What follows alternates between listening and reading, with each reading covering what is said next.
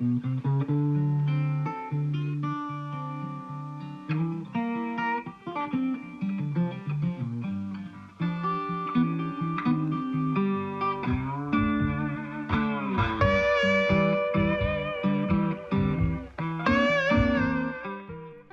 everybody, it's the Warhipster here, coming at you with an all-new product review, sprue review type video. It's kind of a sprue review, kind of not. We are looking at the all-new contents of the starter set, so in that regards it's a sprue review, but there's only one set of sprues in there that's brand new, and it's the terrain, so we're going to be looking at that. But this video also serves as a little bit of an explanation as to what's been going on. It's also just... it's very, very hot. So I haven't been able to do everything that I wanted to do so far, and of course an update of Armageddon and all the other content that's on the way is absolutely owed to all of you. Don't worry, Armageddon will be finished, but today we're looking at the starter set and we're going to explain why in the rest of this video.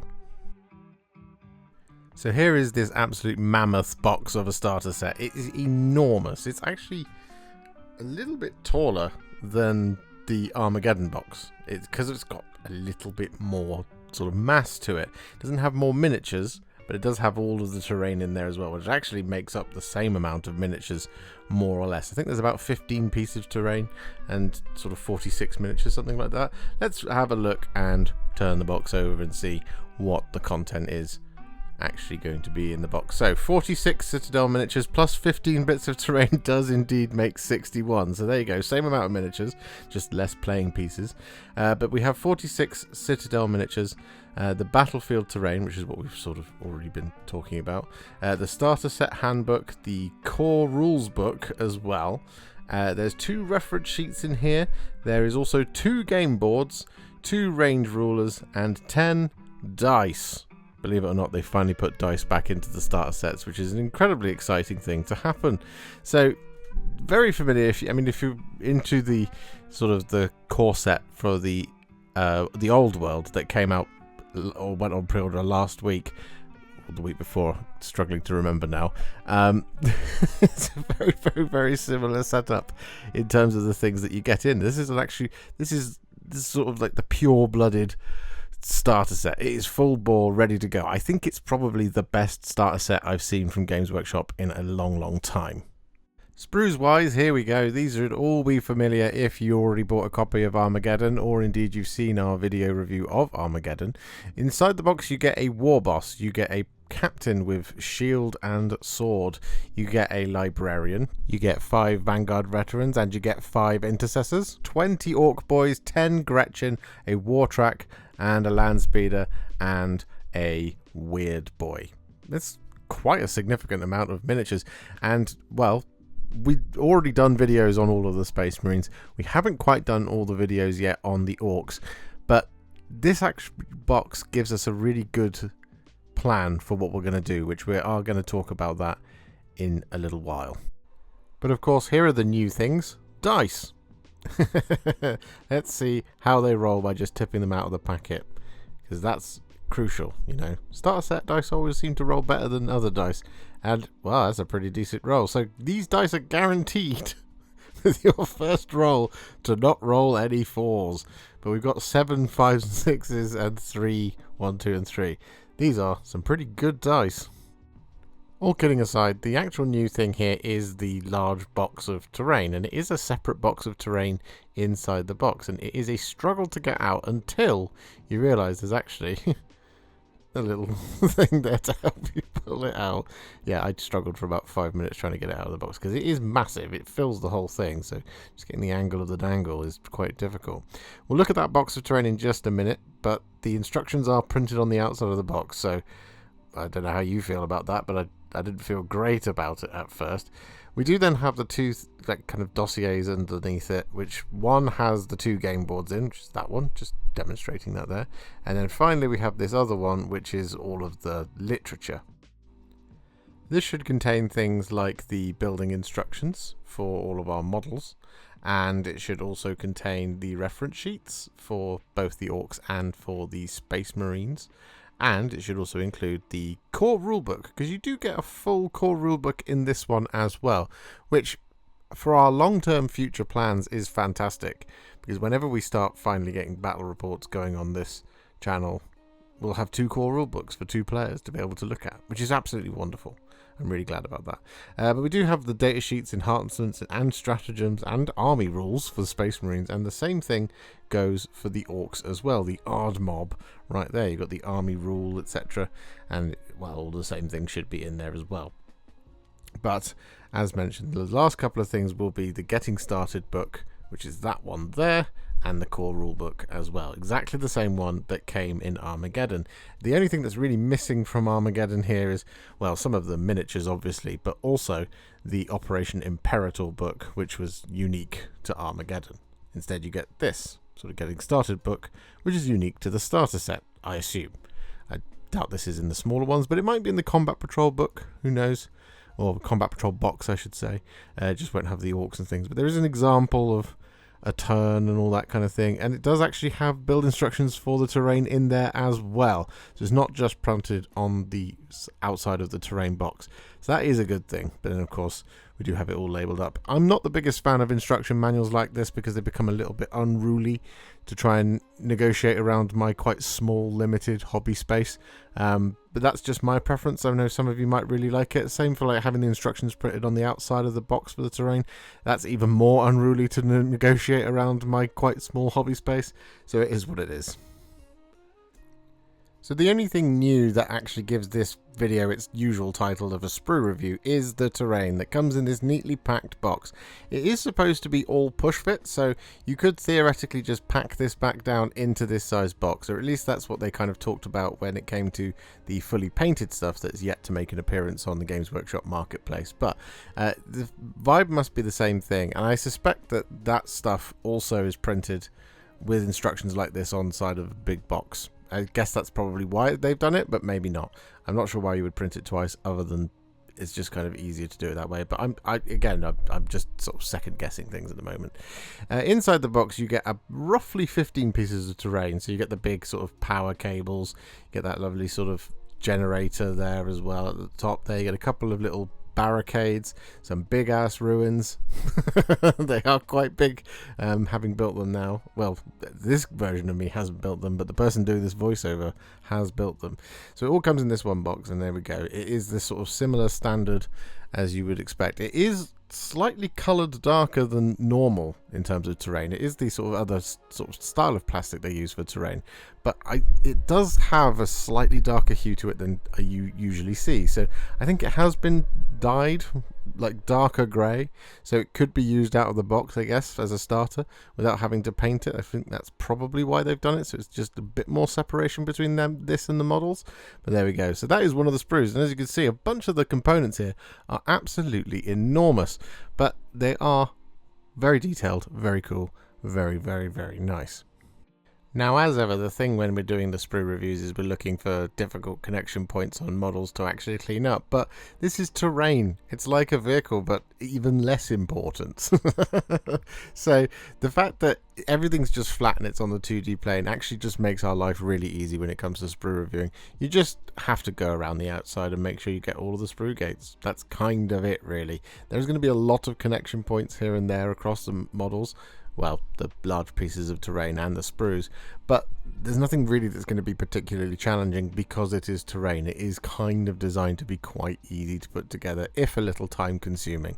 The other thing we're going to look at though is if we have any duplicate sprues, and when it comes to the actual sort of ruins and things, there isn't a single duplicate here. They are all individual sprues, which I think is really cool. It's just it's nice. So like none of it kind of duplicates up for the ruins pieces, but we do have some duplication a little bit later on. But these are all unique sprues, which is fantastic, which gives you 4 very different looking buildings, as well as 4 very small little barricades and things as well. They also come on these sprues. There's 3 of these. There you go. As you can see, 3 sprues for the buildings. So there's 2 smaller ones and 2 quite large ones. Now for the other sprues, there's 3 more sprues. So there's 6 in total. And again, all the vibe is exactly the same, just around the outside, lots of connection points, nothing too difficult to deal with. But we do have 2 duplicates here. Now these are for the power cables and the large sort of power generator as well, which kind of makes sense, right? And you also get the 2 barricades on these sprues, and then you get this one as well with the sort of big electrical thing and the sort of computery one and the sort of turbine-y type thing. All in all, 6 sprues, only 2 duplicates, so really 5 individual sprues, which is really good going for a terrain set. I think that's absolutely fantastic, because there are obviously some terrain sets where there's many duplicates and just a couple of things change based on what it is you actually glue to the outside, like the difference in doors and things. But mostly they keep it simple for like the ruins, and then there's some slightly more complicated structures, of course, because, well, I mean, there's just a little bit more going for them. Now, as ever, the other part of the sprue review that we do is we like to check out how long it takes to build these things, to give you a little bit of an indication as to how much of a time sink this is going to be when it comes to the building of your own starter sets. And whilst we've already gone through the times of all of the other stuff that's in the box, all the models that we've already sprue reviewed, the terrain we haven't done so. So in total, I built the whole set, and it took me exactly, it's a very satisfying number, 2 hours, 20 minutes and 22 seconds. It's all the 2s. I really enjoyed that. That made me laugh when I hit the stop button on the build timer. So yeah, overall took 2 hours, 20 minutes and 22 seconds to build all of the terrain. But whilst I'm building this one piece, this gives me a really good opportunity to talk to you about what is going on with all of the content. Now, whilst the heat has been getting in the way, and also hideous hay fever, which I won't go into now, we're experiencing quite a long period of extremely difficult working conditions in my attic studio. And the reason my face hasn't appeared on camera is because my face camera has actually broken as well because of the heat. It's been that bad. It should be a simple fix, but I haven't got the capacity to do it right now. I've already sent it off to the camera people, so it should be getting fixed very soon. But the stuff that's going on is, well, a number of you have been asking, am I going to do the Dakar rig? Am I going to do the boys? Am I going to do the Gretchen? Etc, because we did do all of the Space Marines. And the answer is yes. I have already done the Dakar rig, which I will show you now.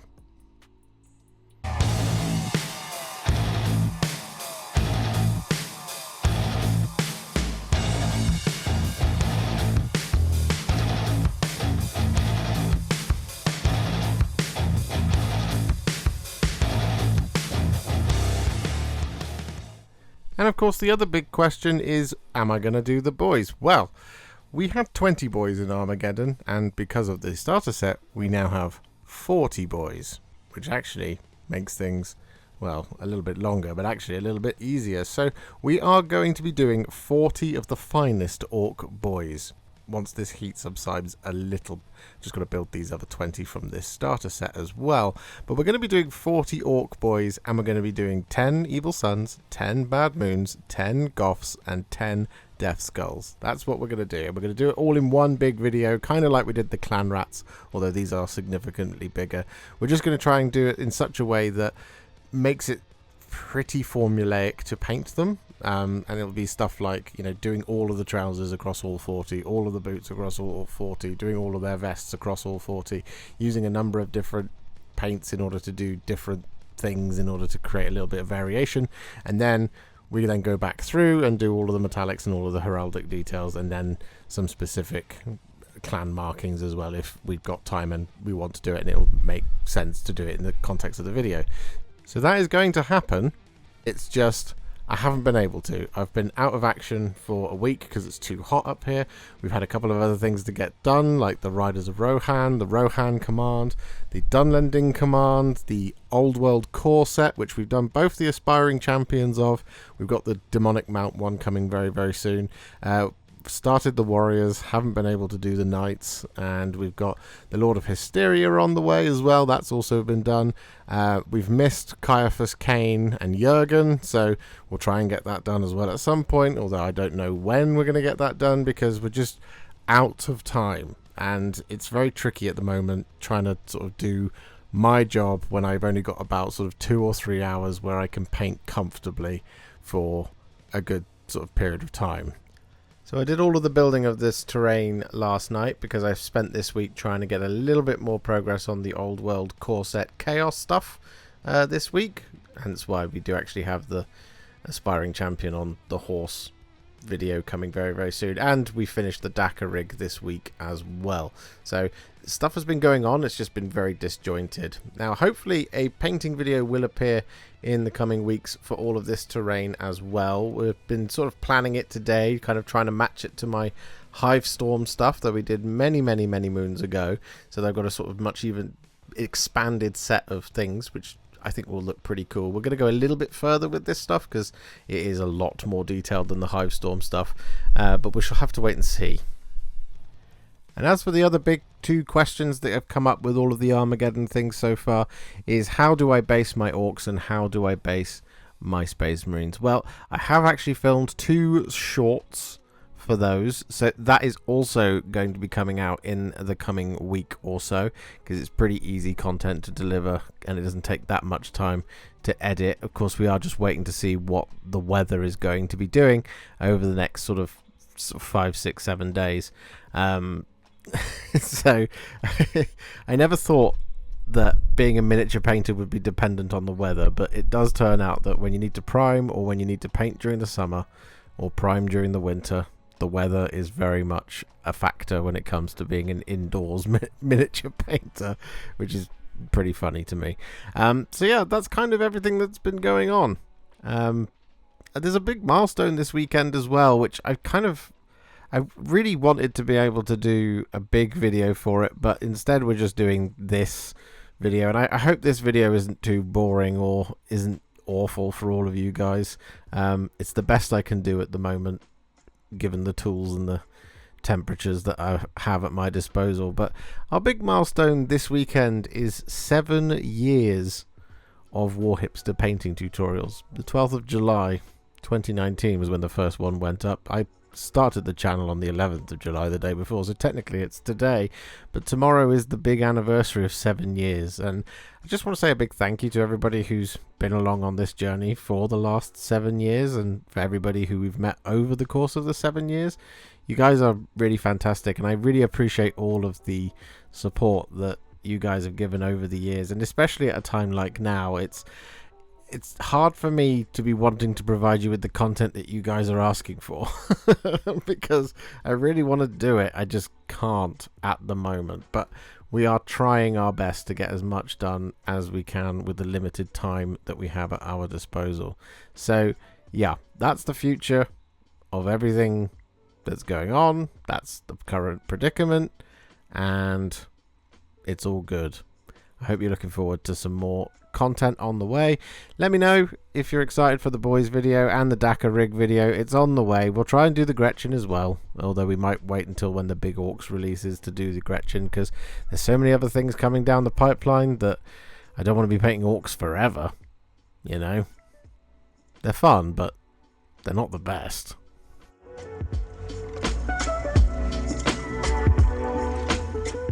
If you enjoyed this video, you love the channel, and you'd like to support me further, you absolutely can do so by heading to patreon.com/warhipster, just like all of these wonderful, amazing people have done. And alternatively, you could become a YouTube channel member by clicking on the join button below, exactly like these fabulous folks have done, scrolling up on the screen before you. There are so many of you out there that it really takes my breath away, and I cannot thank you enough for everything you do, as without you I wouldn't be able to keep making these Contrast Plus videos. And if you really like this video and you want to send me a little thanks, just click on the thanks button just below this video. Don't forget to share it, like it, comment on it, and don't forget to subscribe to the channel, and to make sure you stay up to date, don't forget to click the bell icon. Thank you so much for watching, and I'll see you all very soon in the next one. Happy wargaming.